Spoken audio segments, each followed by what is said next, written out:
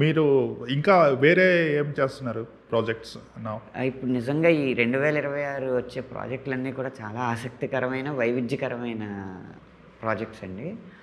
ఒకటి ఇప్పుడు 'పెద్ది' లాంటి ఇంత కమర్షియల్ సినిమాకి ప్యారలల్‌గా 'చెన్నై లవ్ స్టోరీ' అని ఒక గీతాంజలి లాంటి అందమైన ప్రేమ కథకి రాస్తున్నాను.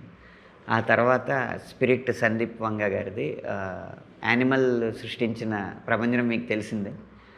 అలాంటిది దాన్ని మళ్ళీ అలా ఆ పునర్వైభవం తీసుకొస్తామని నేను చెప్పను కానీ, అది కాకుండా ఇంకోటి చేస్తాను.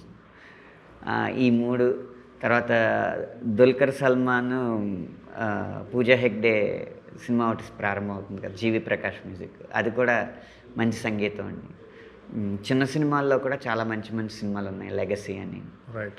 వీటన్ని ఈ 2026 ఉన్నంత వైవిధ్యంగా నా ఈ 20 ఏళ్ల ప్రస్థానంలో ఎప్పుడూ లేదు. రైట్.